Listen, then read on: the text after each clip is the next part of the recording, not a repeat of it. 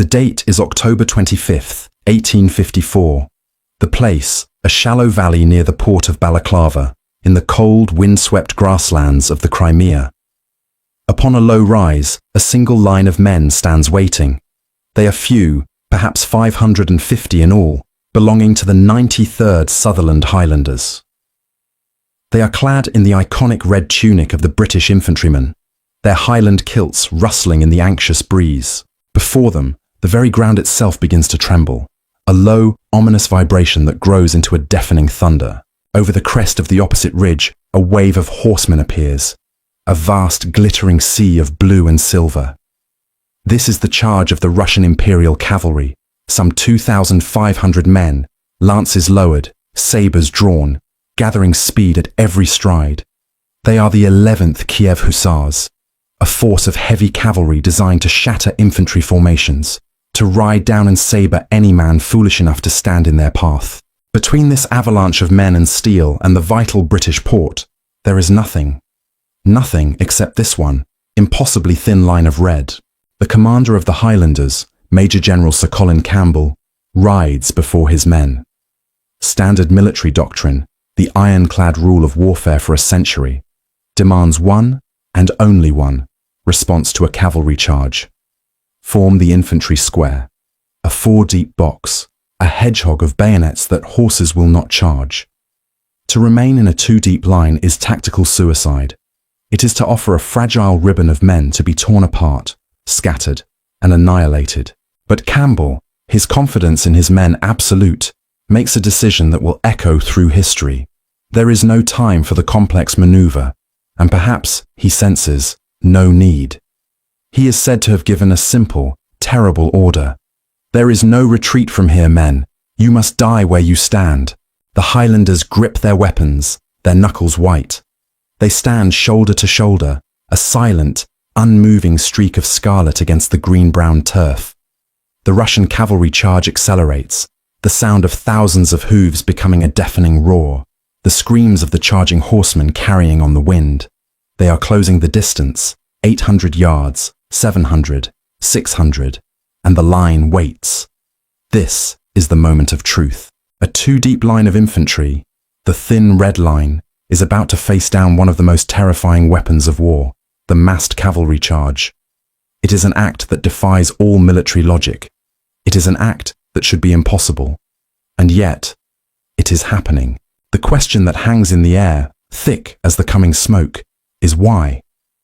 How could this tactic, this fragile formation of 2 ranks, not only survive, but conquer? The answer lies not just in this moment, but in a doctrine forged in the fires of another war, half a century before. To understand how Sir Colin Campbell's Highlanders could stand against a tide of cavalry in 1854, we must first travel back nearly 50 years to a different war, a different enemy, and a different weapon. The tactic that saved the port of Balaclava was not born in the Crimea. It was perfected in the crucible of the Napoleonic Wars, and its famous name, the Thin Red Line, was merely the Victorian christening of a doctrine that had dominated battlefields for a generation. In the early 19th century, the master of Europe was Napoleon Bonaparte, and his instrument of conquest was the French army. The soul of that army was the colonne d'attaque, the attack column. This was the engine of French victory, a terrifying innovation in warfare.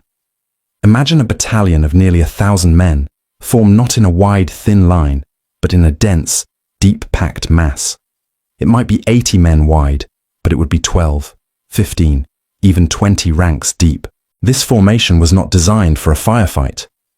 It was a human battering ram. Its doctrine was built on élan, on momentum, on psychological shock. The column would advance across the field, often to the sound of drums and cries of "Vive l'Empereur," a seemingly unstoppable blue wave of men. Its officers believed that no enemy line could withstand the sheer physical and moral impact of its charge. The column would punch a hole straight through the enemy's center, shattering their formation and their will to fight. And against the armies of Austria, Prussia, and Russia, it worked. It was the tactic that had conquered a continent. But it had a fatal, mathematical flaw. For all its depth and terrifying momentum, only the men in the front 2 ranks, could actually fire their muskets. In a column of 1,000, that meant perhaps 160 men could bring their weapons to bear. The 900 men behind them were just physical weight, pushing the front ranks forward. The British, under commanders like the Duke of Wellington, looked at this tactic and saw not an unstoppable force, an unthinking, rigid doctrine. They saw a target. Their response was the complete opposite of the column. It was the two-rank line. Where the French battalion formed deep, the British formed wide. That same 1,000-man battalion would be stretched into a line perhaps 500 men long and only 2 ranks deep. On paper, it looked fragile. It was thin. It was vulnerable. It had no shock power at all. But it had one overwhelming, war-winning advantage: firepower. Every single man in that line could fire his musket. In a single, coordinated crash volley, all 1,000 men could discharge their weapons at once, or more commonly, divide into companies and unleash rolling volleys, a continuous, grinding, mechanical wave of lead that gave the enemy no respite. The French column, advancing with its 160 muskets, would be walking into a wall of 1,000. It was a contest between mass and firepower, and the first major test of this revolutionary clash of doctrines would come not in the famous fields of Spain or Waterloo, but on a sun-baked plain in southern Italy. The date is July 4th, 1806. The place is Maida. A British expeditionary force of some 5,200 men, commanded by Major General John Stuart, has landed to challenge French control of the region. The French commander, General Jean Reynier, is a seasoned, confident, and slightly arrogant veteran of Napoleon's campaigns. He possesses a superior force of 6,000 men. When he sees Stuart deploying his troops out of the woods and onto the open plain, he is overjoyed. The British have not formed a defensive square, nor are they retreating to their ships. They are drawing up in their thin, too-deep line. To Reynier, this is madness. It is a fragile ribbon of men, a thin red line, in all but name, daring to stand before his proven, powerful columns. He orders his army forward, confident that a single decisive charge will sweep these amateurish islanders into the sea. The battle of the column versus the line is about to begin. The plain of Maida was hot and still. On one side, General Reynier's 6,000 men advanced, their bayonets glistening, their battalion columns moving with the practiced, arrogant rhythm of an army that had known only victory. At their head was the 1st Légère, the 1st Light Infantry, a regiment of battle-hardened veterans, and Reynier had placed his full confidence in them to break the British line. On the other side, Major General Stuart's 5,200 men stood waiting, a long, thin facade of red. The British Light Infantry Brigade formed the left of the line directly in the path of the French 1st Légère. The French columns came on, drums beating, officers shouting encouragement. Their method was clear. They would march to within close range and then charge, a physical mass of bodies and bayonets intended to overwhelm the British will to resist. They were a terrifying sight, a deep, dense formation, bristling with steel, seemingly unstoppable. The British line, by contrast, was almost silent. The men stood, shoulder to shoulder, their brown Bess muskets held steady. The orders from their officers were simple and had been drilled into them for years on the parade grounds of England. Hold your fire, hold, hold. The French 1st Légère, seeing the British line not only holding, but advancing to meet them, began to deploy from column into their own line, a frantic, clumsy maneuver in the face of the enemy. But it was too late. The British were faster, better trained. The range closed. 300 yards. 200. The French, still a dense mass, began to fire a ragged, undisciplined volley, most of the shots flying high over the heads of the redcoats. The British did not reply. 150 yards. 100. Still, the British officers walked their horses calmly behind the line, cautioning their men to wait for the order. Then, at a devastatingly close range, perhaps 80 yards, the command finally came. Make ready. Present. Fire. The entire British Light Brigade unleashed a single crashing volley. The sound was not a rattle, but a unified roar, a clap of thunder that ripped the air apart. The effect on the French column was catastrophic. The front ranks of the 1st Légère simply ceased to exist. The mass of men, so moments before a symbol of strength, now became their greatest weakness. The 75 caliber musket balls tore through the packed ranks, hitting men in the 1st, 2nd, 3rd, and even 4th rank. The French column staggered, its momentum broken, its front lines a tangled, screaming mass of dead and wounded. Before the acrid, sulphurous smoke could even clear, before the French could comprehend what had happened, the 2nd British rank stepped forward. Another volley, and then the final, terrifying order. Fix bayonets, charge. From the bank of smoke, the thin red line lunged forward, not as a panicked mob, but as a disciplined wall of steel. This was the true psychological shock. The French doctrine was built on their charge breaking the enemy. They had no answer for an enemy who would absorb their blow, shatter them with firepower, and then counterattack with the bayonet. The 1st Légère, the pride of Regnier's army, broke. They turned and fled, a routed mob. Across the battlefield, the same scene was repeated. The 78th Highland Regiment of Foot and the 81st Regiment of Foot, also formed in line, met the charging French columns. They held their fire. They delivered their volleys. They charged. In less than an hour, the battle was over. General Regnier's invincible army was in full, humiliating retreat. The French had suffered devastating losses, while the British, by comparison, had barely been touched. Maida was a revelation. It was the first time, in a major, open-field engagement, that the French column had been decisively beaten by the British line. It was the proof of concept. The British had discovered the antidote to Napoleon's mailed fist. It was not mass. It was not élan. It was 2 ranks of disciplined infantry, a wall of muskets, and an iron will. This was the tactic that Wellington would perfect in Spain and bring to its ultimate conclusion on the slopes of Waterloo. The victory at Maida was not an accident. It was the product of a brutal, relentless, and revolutionary system of human engineering. The success of the thin red line doctrine did not rest on the genius of its generals, but on the sculpted, iron-willed discipline of the man who filled its ranks. The British regular, the redcoat. Who was this man? He was rarely a patriot, fighting for king and country. He was often, in the words of his own commanders, the desperate, the destitute, the drunkard, the petty criminal. A man who had taken the king's shilling as a last resort. But the British Army did not care about his past, his morals, or his intellect. It cared only for his obedience. Through a process of merciless, repetitive drill, it would break the man and rebuild him as a soldier. An automaton, a cog in a vast red-coated machine designed for one purpose, to deliver disciplined firepower. His primary tool was the Brown Bess, the land-pattern musket. This was not a weapon of precision.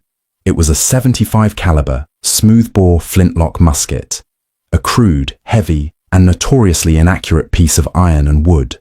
A soldier was trained to hit a target, but the weapon itself was effectively useless at any range beyond 150 yards, and truly lethal only inside 80. Marksmanship was a luxury. What was demanded was rate of fire. On the parade grounds, hour after hour, day after day, soldiers were drilled in the 12-step process of loading and firing. Ram cartridge, prime pan, load, ram, fire, again and again. They were trained to do it in the smoke, in the rain, in the dark, and in the deafening chaos of battle. A well-trained soldier was expected to fire 3, perhaps even 4, rounds per minute. He was not trained to think. He was trained to obey the drumbeats and the barked commands of his officer. Make ready! Present! Fire! This training created the single most devastating infantry tactic of the age, the rolling volley. A British battalion line was divided by its companies. On the command, the first company would fire. As they began the complex, 20-second process of reloading, the second company would fire. Then the third. Then the fourth. The result was a continuous rolling wave of fire that swept across the front of the battalion. It was a relentless mechanical grinding down of the enemy. It gave them no pause, no moment to recover, no chance to advance between volleys. Now, imagine the French column advancing into this. As they marched, they would be hit by this unceasing storm of lead. The sound was not a series of pops, but a continuous tearing sound, described by witnesses as the sound of ripping canvas. The battlefield would instantly be obscured. After the first few volleys, a man-high bank of acrid, sulphurous black powder smoke would blanket the field, making it impossible to see the enemy, or even the man next to you. This is where the discipline paid its dividend. The French soldier, lost in the smoke, his comrades falling, would lose cohesion. But the British redcoat, blinded by the same smoke, deafened by the same roar, simply continued his drill. He did not need to see. He loaded. He presented his musket into the white void. He fired.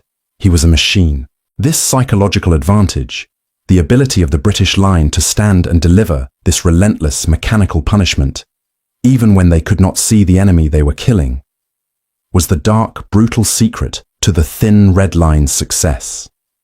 It allowed a thin line of men to devour a deep column, piece by piece from the front, until nothing was left but a terrified, broken mob. But this devastating weapon, the too-deep line, was a double-edged sword. Its entire design was optimized for one thing: maximizing frontal firepower against an enemy infantry attack. Against anything else, it was hideously, fatally vulnerable. The line's strength, its vast wide front, was also its greatest weakness. It had no depth, no mass, and most critically, it had exposed flanks. Its mortal enemy was not the infantry column, it was the cavalry. A regiment of heavy cavalry, like the French cuirassiers or the British dragoons, moved at a speed and with a shock force that infantry simply could not counter in line. A line of men, too deep, could be ridden down in seconds. A cavalry charge could smash through the thin formation, wheel around, and attack it from the rear, rolling up the entire flank. The redcoats, with their slow-loading muskets, would get one shot, perhaps two, before the horsemen were upon them with sabres. Once the line was broken, cohesion was lost, and the battle would degenerate into a one-sided massacre. For the British soldier, the sound of an unseen cavalry charge approaching, that same dull thunder the 93rd Highlanders would later hear at Balaclava, was his greatest fear. To be caught in the open, in line, by cavalry, was a death sentence. Because of this, British doctrine had a rigid, non-negotiable solution. It was a maneuver drilled into every soldier with the same ferocious repetition as the loading of his musket. When cavalry threatened, the command was not fire, it was form square. The infantry square was the antidote. On the order, the long thin line would instantly break and reform itself into a tight, dense, four-deep box. Sometimes, a single battalion would form its own square. Sometimes, several battalions would form one large divisional square. The men of the front rank would kneel, planting the butts of their muskets into the earth, their bayonets forming a bristling, upward-angled wall of steel. The second, third, and fourth ranks would stand behind them, their muskets loaded, ready to fire in controlled volleys at any horseman who came too close. This formation was the hedgehog. It presented no flanks to attack, no rear to exploit. It was a 360-degree fortress of men and steel. And it worked because of a simple, biological truth.